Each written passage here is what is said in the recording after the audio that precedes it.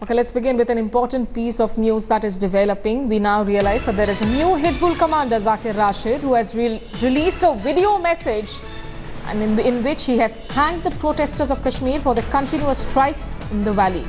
Saying that people should continue ongoing protests across the valley, he has said that they should not target their own people without any evidence of their anti-Azadi activities. Now, continuing his anti-India rant, the Hizbul commander has also hit out at the Indian army. Let's first listen into what Zakir Rashid had to say in this latest video.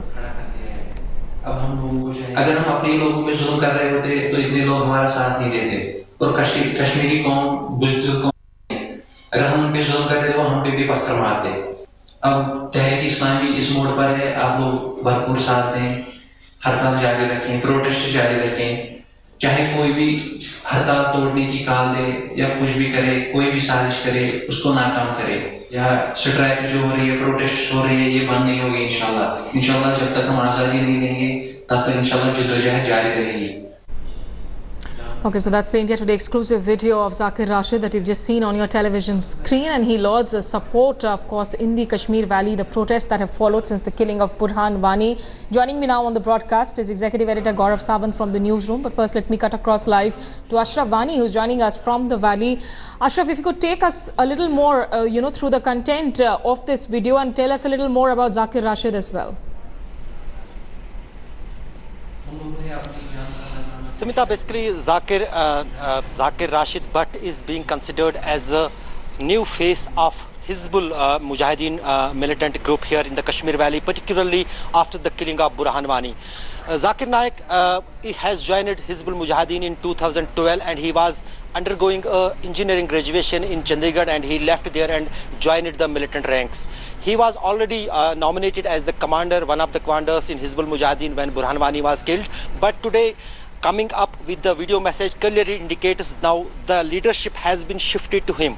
Going through the context, what he said in the video message, he has thanked the people for the 38 non-stop days of protests in the Kashmir Valley, and he has also asked people of the valley to do so and continue so. But one clear message from this video message is that so far not any leadership seems to be controlling these militants in the Kashmir Valley. That is why he says in this video message that you should not listen to people, other leaders and other people, and only follow their program.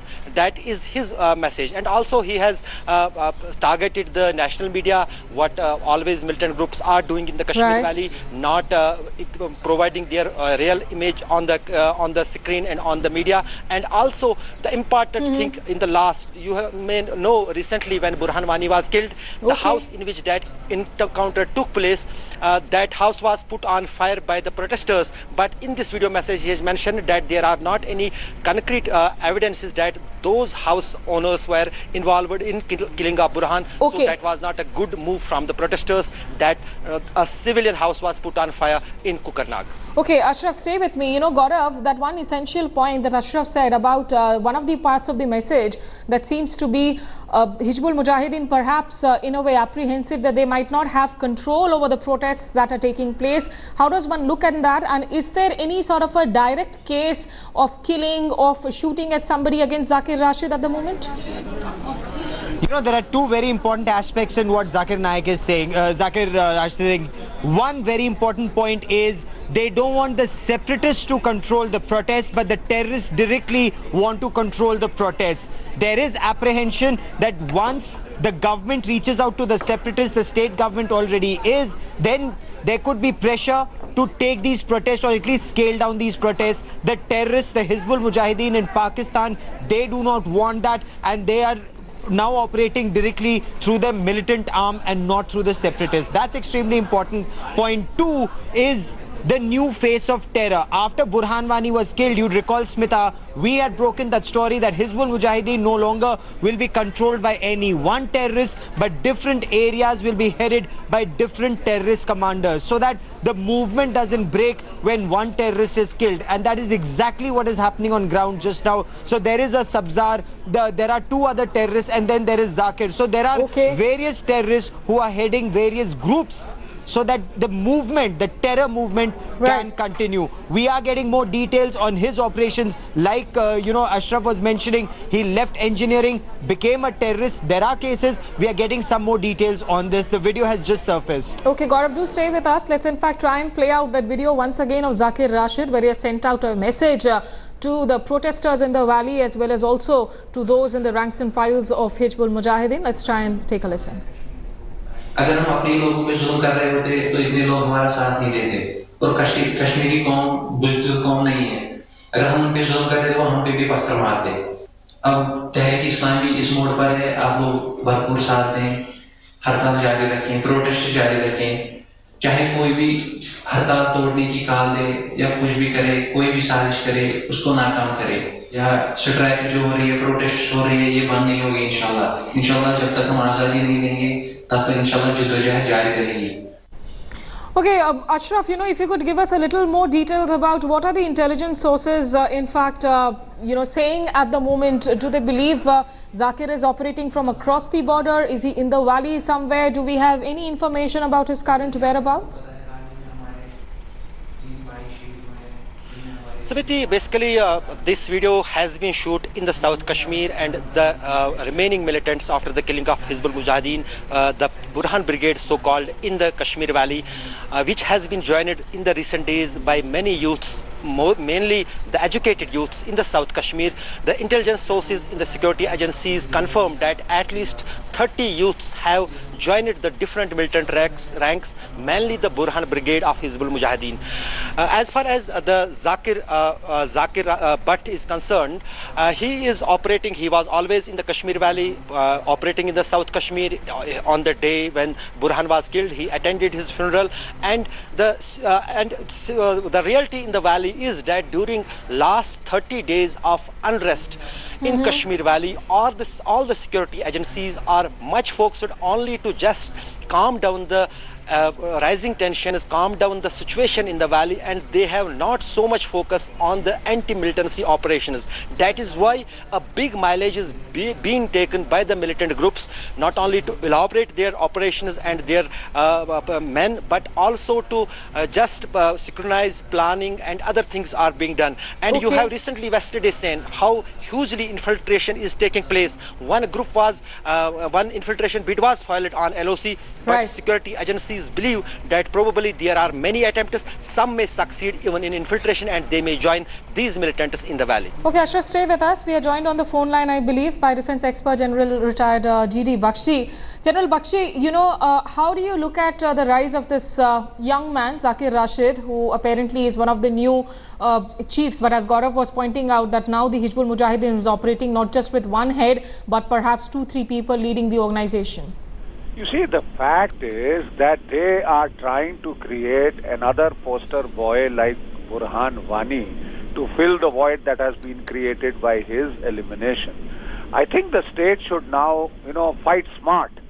Firstly, we should also employ cyber warfare and hack his photos and his messages from all sides.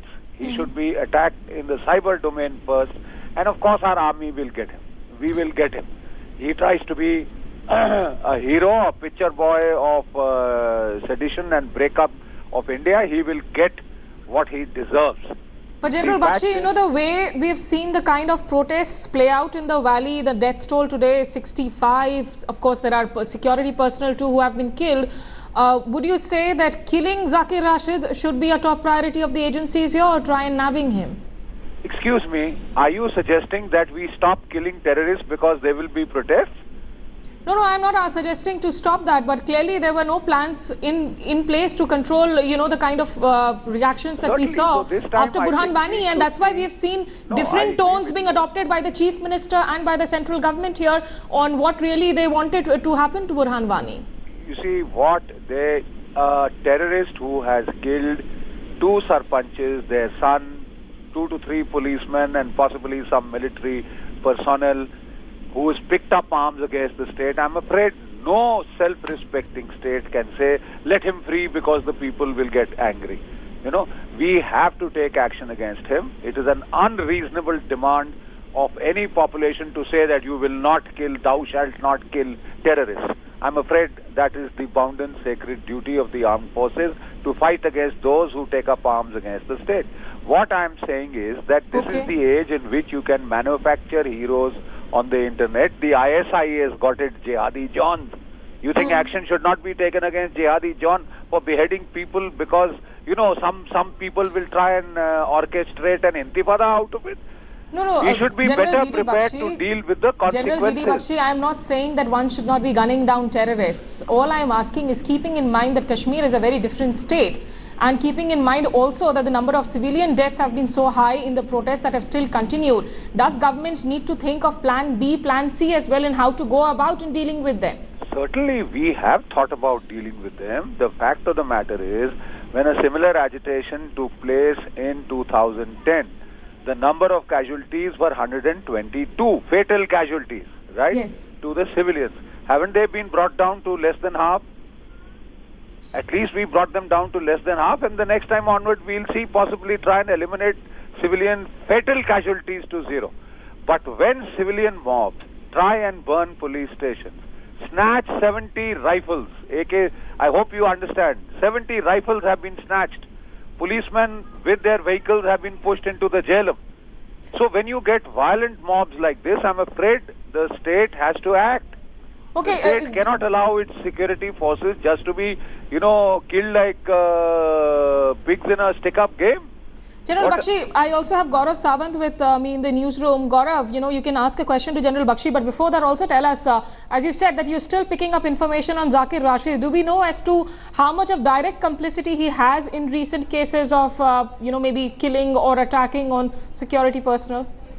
He has been operating in South Kashmir, in Tral, in Pulwama, in certain other parts around Anantnag for some time now. But like I said, we will take some time. Before we move on in this bulletin and talk about this in greater detail, Smita, let's once again listen in to this terrorist and how he's thanking the population, the stone pelters. Imagine a terrorist is thanking stone pelters for creating unrest and giving them an opportunity to move around in Kashmir. And that is exactly what these terrorists and stone pelters have been doing. One creates the environment for the other to operate. And this has been happening even when the army was carrying out operations against Pakistani terrorists in Pampur, in that EDI building. The stone pelters were out shouting anti-India slogans and preventing reinforcements from coming in. So let's just listen in to this terrorist once again. I'll tell you more about him.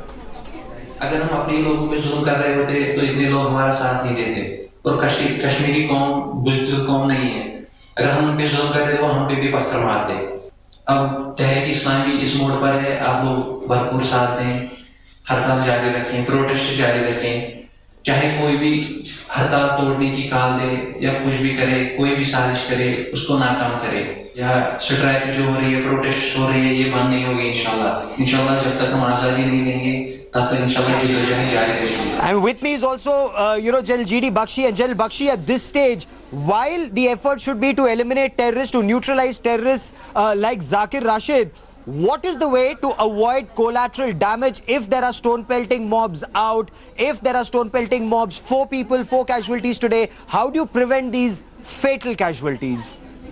Very right. You know, you asked a very, I think, pertinent question. The security forces have been, wrestling with this problem. The point at issue is, if these were non-violent demonstrations, we could have sufficed by using tear gas and water cannons. Now we have, unfortunately, to deal with violent stone-pelting mobs who try and burn police stations, snatch police weapons, and the problem arises when they attack small detachments, isolated detachments, and they put their life at risk. So those people have to protect themselves against vast crowds, and quite obviously they are forced to open fire in just sheer self-defense. Otherwise they would get lynched by the mobs. So in such cases, a via media was found experimented with in the pellet gun. Now let me give you statistics. In 2010, when the agitation took place, the last triggered intifada, we had 122 fatal casualties to the civilians. This time they have been brought down to half.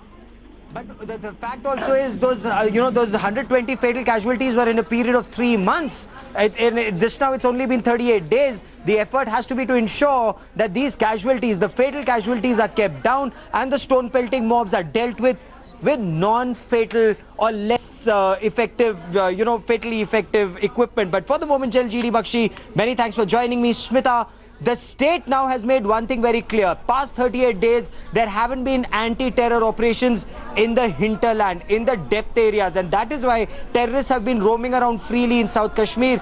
That comes to a stop from this point on, because now both the army and the CRPF are beginning their anti-terror operations.